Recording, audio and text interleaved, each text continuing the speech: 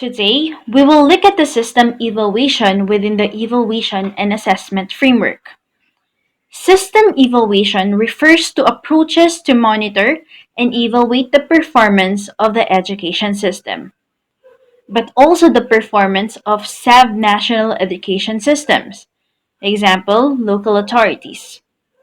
The main aims of system evaluation are to provide accountability information to the public on how the education system is working and to inform policy planning to improve educational processes and outcomes.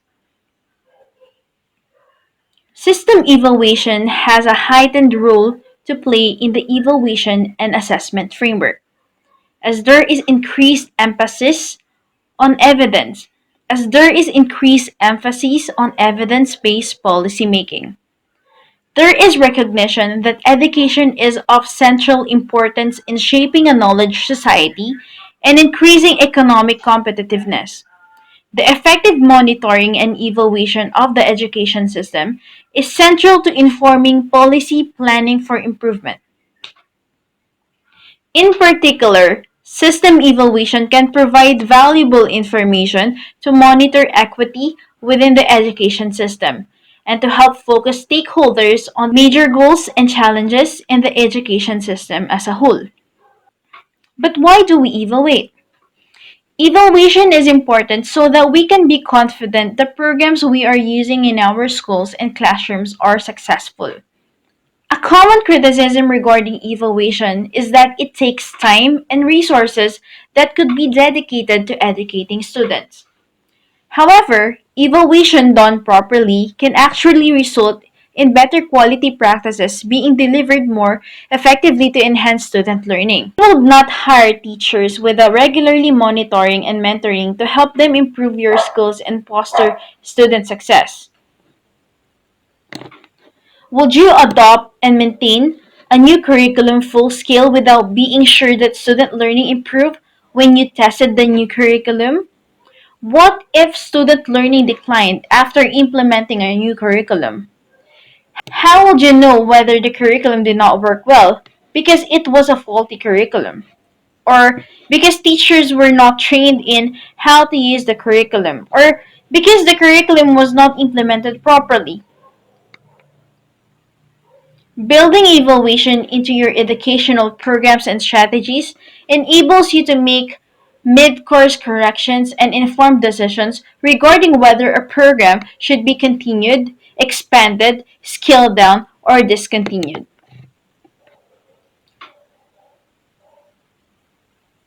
A primary purpose of evaluation is to make summative decisions. You can use summative evaluation results from rigorous evaluations to make final outcome related decisions about whether a program should be funded or whether a program funding should be changed. Summative decisions include whether to continue, expand, or discontinue a program based on evaluation findings. Another important purpose of evaluation is to make formative decisions. You can use formative evaluation data from rigorous evaluations to improve your program. While it is in operation, formative evaluation examines the implementation process as well as outcomes measured throughout the program implementation. In order to make decisions about mid-course adjustments, technical assistance, or professional development that may be needed, as well as to document your program's implementation so that educators in other classrooms, schools, or districts can learn from your program's evaluation. Who should do the evaluation? Preferably, evaluation is a partnership between staff internal to your organization assigned to the evaluation and an experienced external evaluator. Such a partnership will ensure that the evaluation provides the information you need for program improvement and decision making. It also can build evaluation capacity within your organization. Once you have decided to evaluate the implementation and effectiveness of a program, the next step is to determine who should conduct the evaluation. An evaluation can be conducted by someone internal to your organizations or someone external to your organization. However, the ideal arrangement is a partnership between the two, forming an evaluation team that includes both an internal and an external evaluator.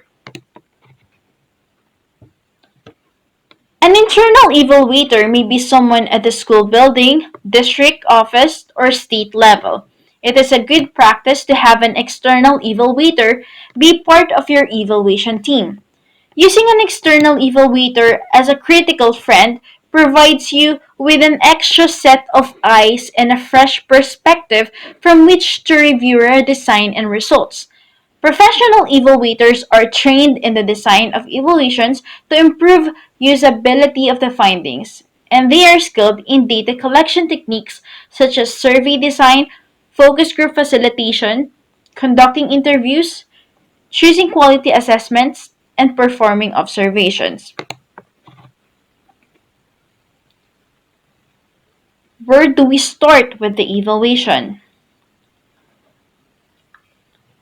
Just as the first step in solving a problem is to understand the problem, the first step in conducting an evaluation is to understand what you want to evaluate. For the purpose of this lesson, what you want to evaluate is referred to as the program or educational program. It is important to note that the term program is used broadly in this lesson to represent small interventions, classroom based projects, school wide programs, and district wide or statewide initiatives. What are the parts of education program evaluation plan? Step 1, we have define. Step 2, plan. Step 3, implement. Step 4, inform. Step 5, inform and refine. First, we have to define the program. So, what is a program? What does the program aim to accomplish? What are the goals and objectives? And what are the strategies and activities? Step 2, plan. How do program strategies relate to program goals? What is the underlying logic of the program? What are the program's short term, intermediate, and long term objectives? To what extent is program theory supported by rigorous research? Step 3, implement. What questions should the evaluation answer? What indicators best address objectives? What evaluation method should be used? What is the strongest design that can be feasible? What is the strongest design that can be feasibly implemented? Step 4, interpret. How should data be collected? How should data be organized and maintained? How should data be analyzed to best answer evaluation questions? And lastly, step 5, how should results be interpreted? How can the program be improved? To what extent did the program accomplish its goals? How should results be communicated? What can be done to make sure that the evaluation results are used?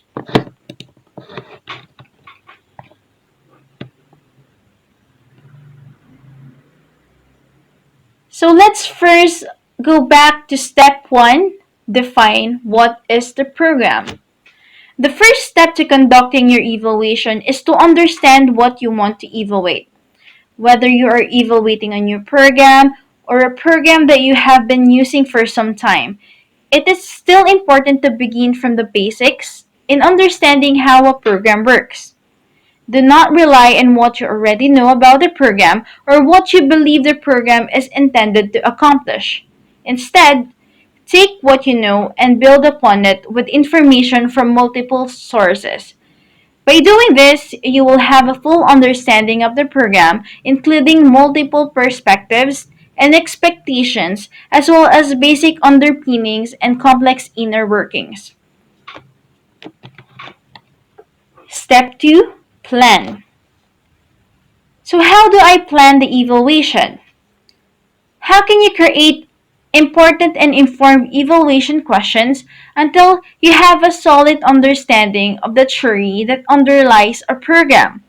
Because you have already created a logic model during the process of understanding your program. Generating your evaluation questions is a natural progression from the model. Your evaluation questions should be open-ended. Avoid yes or no questions, as close-ended responses limit the information you can obtain from your evaluation. Instead of asking, "Does my program work?" you might ask, "To what extent does the program work? How does the program work? In what ways does the program work? For whom does the program work best? Under what conditions does the program work best?" Use your logic model to guide you as you create your evaluation questions.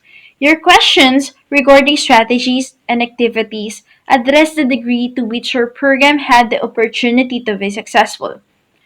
Questions in this category may also address contextual conditions and resources. Questions addressing your early and intermediate objectives are important in determining your program is on track toward meeting its long-term goals. Step 3. Implement. How do I evaluate the program? Prior to collecting any data, check with your administration to see what policies and procedures are in place for conducting evaluations. Is there an institutional review board at the state, district, or school level that must be consulted prior to conducting an evaluation? Does your state, district, or school have formal review procedures that must be followed? Does the evaluator need to obtain approvals or collect permission forms? Policies and procedures to safeguard the study participants must be followed and permissions must be received before any data are collected. Step 4. Interpret. So how do we interpret results? Examination of evaluation results should be ongoing. It is not wise to wait until the end of an evaluation to analyze your data and interpret your results. For instance, if your evaluation results from implementation reveal that program activities were not put in place, continuing with the measurement of short-term and intermediate objectives is likely a waste of your resources. Similarly, if the evaluation of intermediate objectives reveals that outcomes are not as envisioned,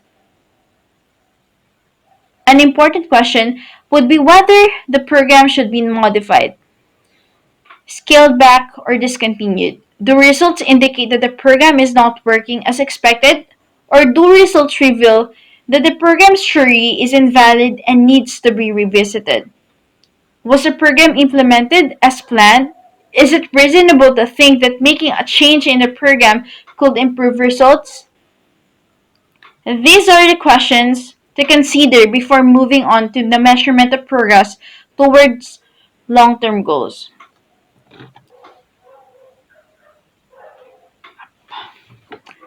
Lastly, step 5. Inform and refine. So how do we use the evaluation results? One of the most important uses of evaluation findings is for program improvement. In fact, for many audiences, your evaluation communication should focus on improvement. In order to do this, evaluation communication and reporting should include not only positive findings, but also findings that may not be flattering to your program.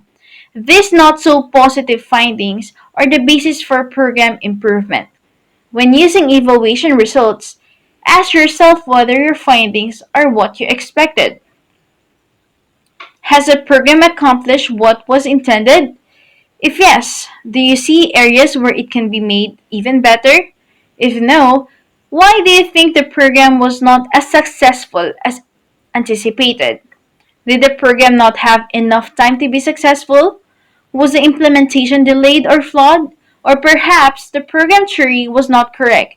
In any case, using evaluation results is vital to improve your program.